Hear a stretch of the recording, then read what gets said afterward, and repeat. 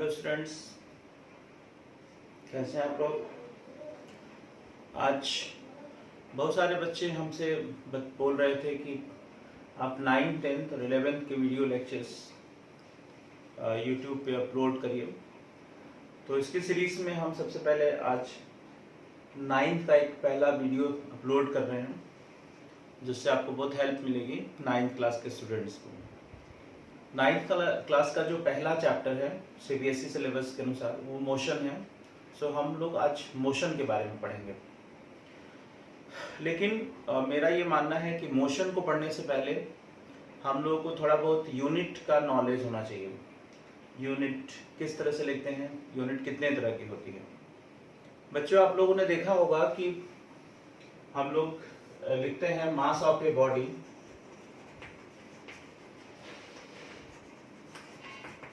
kg। ये mass of the body 10 kg है। इसमें दो चीजें होती हैं। किसी भी बॉडी को हमको लिखना है, अगर मास या कोई भी चीज, तो हमको दो चीज की जरूरत होती है। 10 को कहते हैं न्यूमेरिकल वैल्यू और kg को हम लोग यूनिट कहते हैं। तो ये 10 आपका n है न्यूमेरिकल वैल्यू और kg आपकी यूनिट है। हम चाहे तो इसी को 10 × 1000 से मल्टीप्लाई कर देंगे तो ग्राम हो जाएगा। अब आप देखिए यहाँ न्यूमेरिकल वैल्यू ये हो गई है और यूनिट आपकी ये हो गई है। दोनों सेम चीजें हैं कि नहीं है? एकदम सेम है। तो ये आपको न्यूमेरिकल्स वैल्यू और यूनिट कैसे चेंज होते हैं इसी के बारे में हमको पढ़ना है।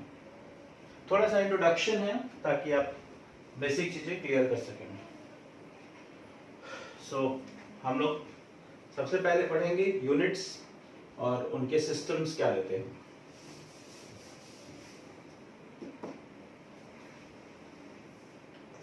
सबसे पहले सिस्टम ऑफ यूनिट्स।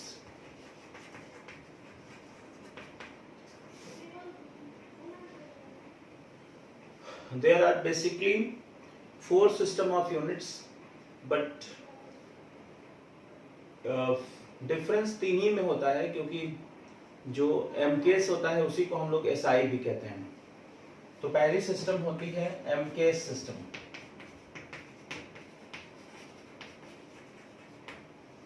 इसका फुल फॉर्म होता है मीटर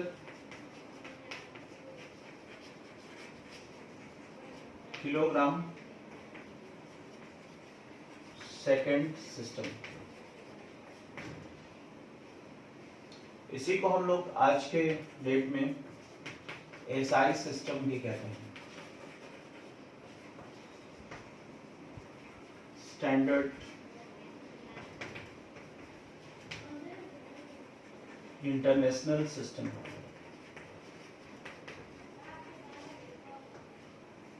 इसको स्टैंडर्ड इंटरनेशनल सिस्टम भी कहते हैं। इस सिस्टम में क्या लिया गया? इस सिस्टम में अगर आप MKS सिस्टम की बात करेंगे तो इसमें हमको जब प्रॉब्लम्स करने होंगे तो हम मास को किलोग्राम में लेंगे। This is kilogram. क्योंकि इतना बड़ा लिखना नहीं होता है तो हम सिंबल्स यूज करेंगे।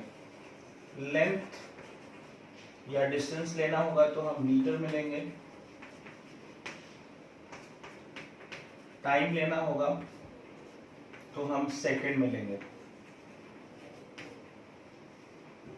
ये आपका पहला सिस्टम है MKS system. This is also called SI system. SI system में प्रॉब्लम्स आपको करने को मिलेगा तो आप मास को किलोग्राम में लेंगे, length you have to taken in metre and time is taken in second. So that's why it is called MKS. M means meter, K for kilogram and S for second. फटाफट आप इसका screenshot ले लीजिए और इसको notes में लिख लीजिएगा।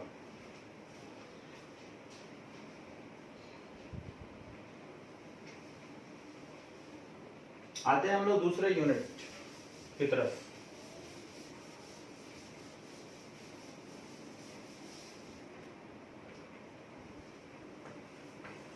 The second system is CGS system.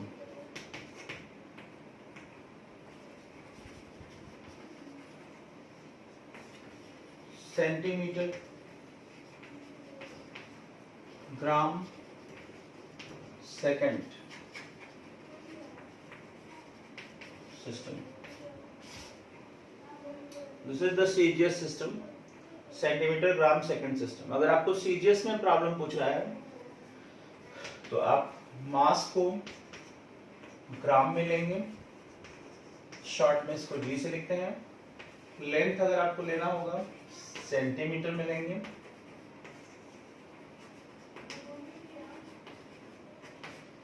Time अगर आपको लेना होगा सेकंड में लेंगे. टाइम की यूनिट सारे सिस्टम में सेम होती है. तीसरा जो सिस्टम होता है उसको FPS सिस्टम कहते हैं.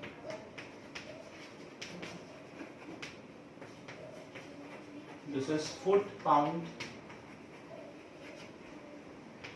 Second system.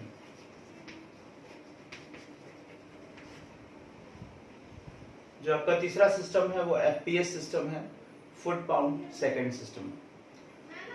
अगर आपको FPS सिस्टम में प्रॉब्लम करना होगा तो हम लोग मास को पाउंड में लेंगे.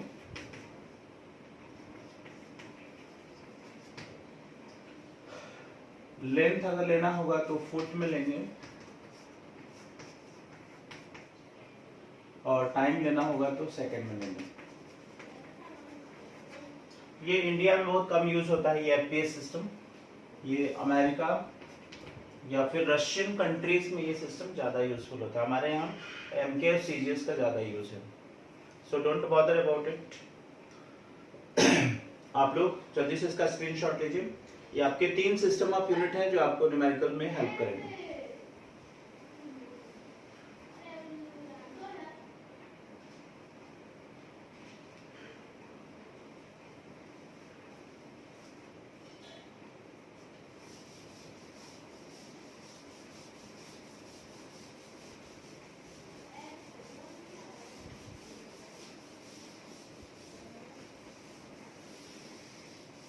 अब आते हैं हम लोग अपने मेन टॉपिक पर. And this is unit number 1, motion.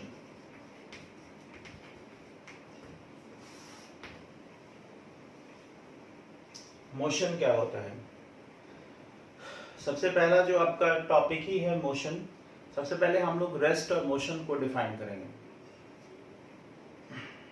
सामान्य रूप से हम लोगों को ये समझ में आता है कि मोशन का मतलब है कि जैसे कोई बॉडी चल रही है तो उसको मोशन कहते हैं. जैसे आपकी कार चल रही है तो हम लोग कहते हैं कि कार इज मूविंग. हम लोग देखते हैं हम लोग बैठे रहते हैं तो हम लोग कहते हैं कि we are at the rest position. लेकिन अगर हम ध्यान से सुने, अगर मान लीजिए आप अपने कमरे में बैठे हुए हैं और डेफिनेटली आप रेस्ट में हैं, लेकिन अगर आपका दोस्त किसी अदर प्लैनेट पे बैठा हुआ है तो वो देख रहा है कि अर्थ भी रोटेट हो रही है तो आप भी रोटेट हो रहे हैं, तो आप मोशन में हो जाएंगे. इसका मतलब कि रेस्ट और मोशन को डिफाइन करने के लिए आपको एक पर्टिकुलर फ्रेम ऑफ रेफरेंस की जरूरत पड़ेगी. किसके रिस्पेक्ट में आप रेस्ट में हैं, किसके रिस्पेक्ट में आप मोशन में हैं. फॉर एग्जाम्पल, सपोज आपके 2 दोस्त हैं और आप तीनों लोग कार में बैठ के जा रहे हैं और आपसे कोई क्वेश्चन पूछता है कि आप मोशन में हैं कि रेस्ट में हैं. अगर आप मोशन आंसर देते हैं तब भी गलत है, रेस्ट आंसर देते हैं तब भी गलत है. आप सोचेंगे कैसे? मैं आपको बताता हूँ. अगर आप मोशन बोलते हैं तो आपका आंसर जो पूछने वाला आदमी है वो गलत इसलिए कर देगा कि आपसे सीधे कहेगा कि you people are at rest with respect to the car. और अगर आप रेस्ट बोलते हैं तो आदमी बोलेगा आपसे कि you are in the motion with respect to the earth or road. So be careful that rest and motion both are the relative terms. Rest और मोशन रिलेटिव टर्म्स हैं. सो हमको एक फ्रेम ऑफ रेफरेंस की जरूरत पड़ेगी. Frame of reference ये अभी हम 11th में डिटेल में पढ़ेंगे इसको आप लोग.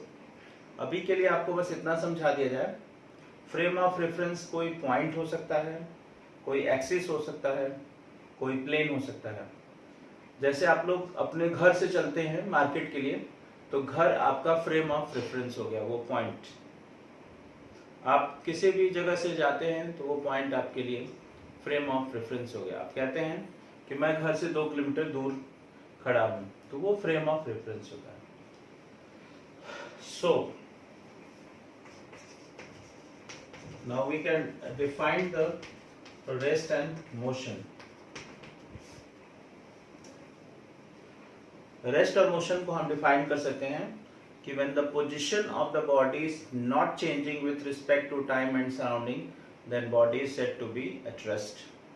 And when the position of the body changes with respect to time and surrounding, then it is called motion. So when position of a body not changes with respect to time and surroundings,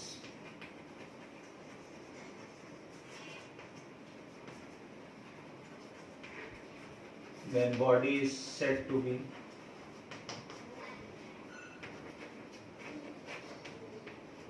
at rest.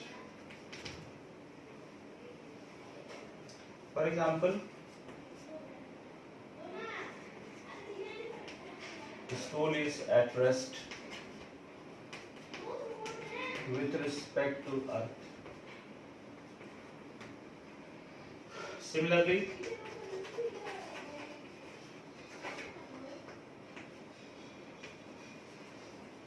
when position of body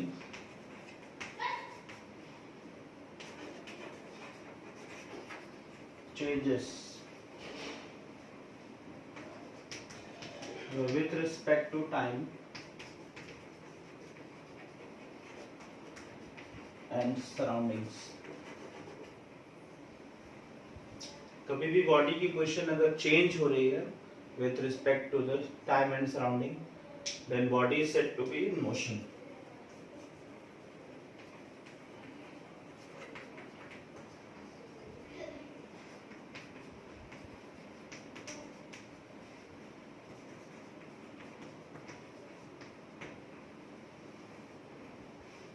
Clear?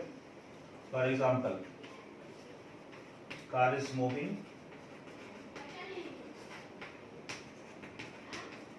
with respect to earth. So earth is our frame of reference. अर्थ हमारे लिए यहाँ पे frame of reference है।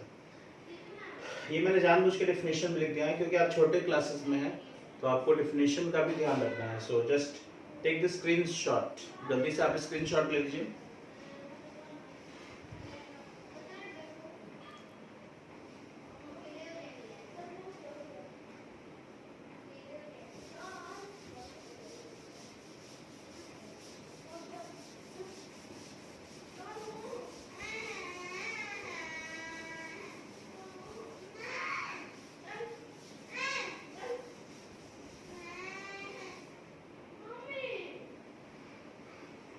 अब हम लोगों को दो और चीजें पढ़नी है, डिस्टेंस एंड डिस्प्लेसमेंट।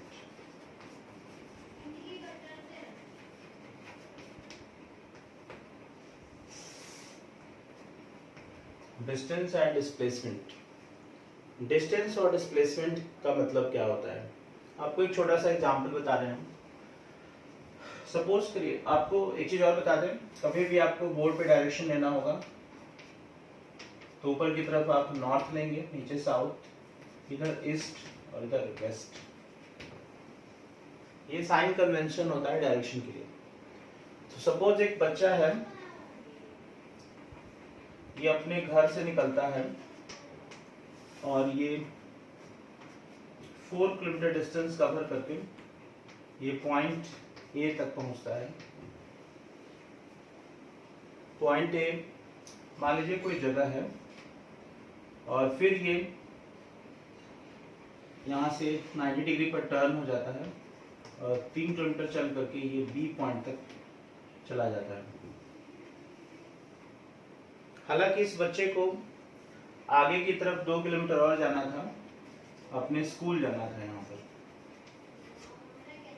लेकिन ये स्कूल बंक कर दिया बच्चा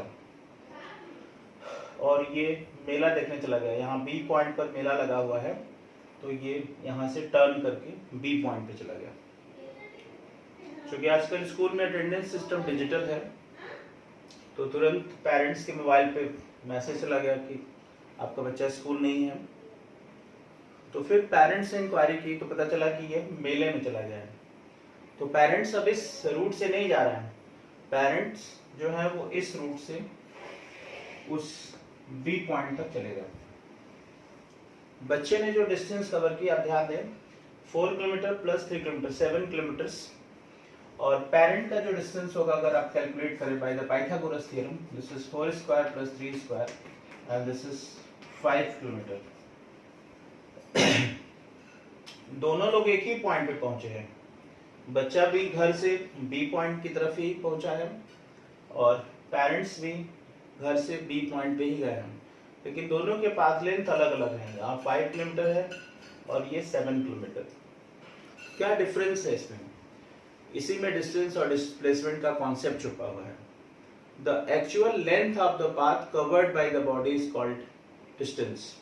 ये एक्चुअल पाथ लेंथ है, इसको हम लोग डिस्टेंस कहते हैं। जिस रास्ते से आप होके जाएंगे, कभी भी आपको क्वेश्चन आएगा तो जिस रास्ते से आप होके जाते हैं उसको डिस्टेंस कहते हैं। और शॉर्टेस्ट जो डिस्टेंस होती है, इनिशियल और फाइनल पॉइंट के बीच की जो शॉर्टेस्ट डिस्टेंस होती है उसको डिस्प्लेसमेंट कहते हैं। तो यहां से छोटा सा एक डेफिनेशन आपको मिलेगा। डिस्टेंस का मतलब एक्चुअल लेंथ ऑफ पाथ, और डिस्प्लेसमेंट का मतलब